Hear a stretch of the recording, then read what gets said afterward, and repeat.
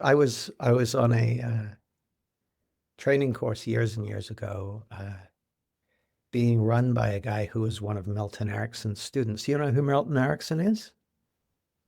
Old guy, dead now, died in 1980, but he's the considered kind of the granddaddy of modern hypnotherapy, kind of Okay. invented the field. And his nickname, he had many nicknames. One of them was the Wizard of the Desert. Another of his nicknames was the Miracle Worker.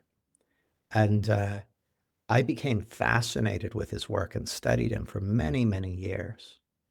And one of the things he was well known for was his facility with language and for his extraordinary sensory acuity and his ability to, guide people into profound states of awareness where they made changes. So, anyway, I was talking to this guy who was a student of Erickson's, and we were chatting about him, and he said, Erickson was good with language, but he wasn't that good. That wasn't his real thing. I'm like, you what?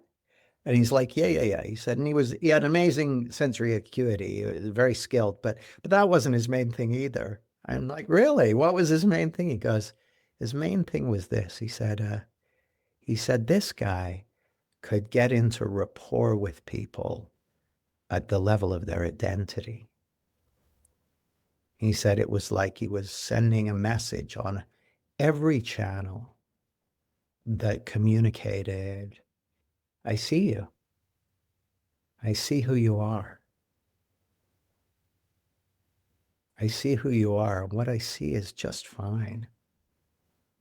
Nothing wrong with you. I don't need you to change a thing.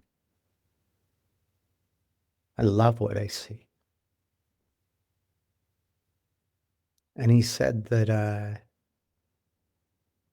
Erickson's communicating of this message was so congruent and so impactful and so richly transformative that people would be like bathed in it. And they kind of relax at an ontological level, like sometimes at a level that they'd never experienced before. Because the message they kind of got was, it's safe to be you. It's safe to be you. He said, and when they kind of relaxed into that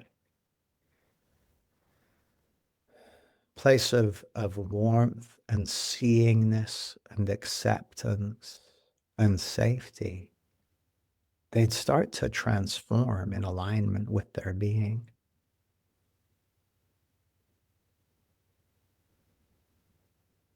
Because Erickson really got, oh, people aren't broken.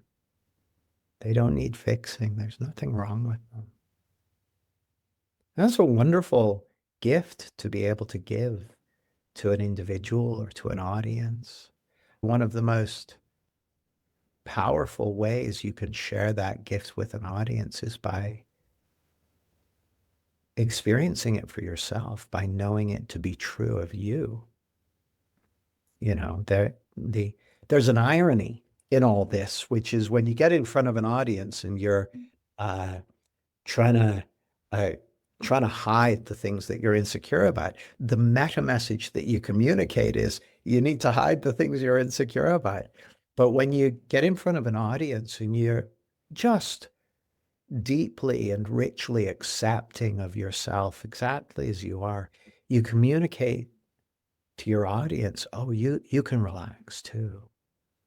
You can relax and you can enjoy yourself and be available to the wisdom and intelligence of life. So I think it's really fundamental to what we're exploring here. So I just felt kind of drawn, yeah, to tell you that story. And I think what you're saying makes a lot of sense. It connects with how actions can either come from you authentically or be something you're trying to hide. And if you are hiding it, people can still sense it on a deeper level. So you better just embrace it. So I'm definitely better to embrace it. Are you better to embrace it as well? Thanks for your attention. I look forward to seeing you soon.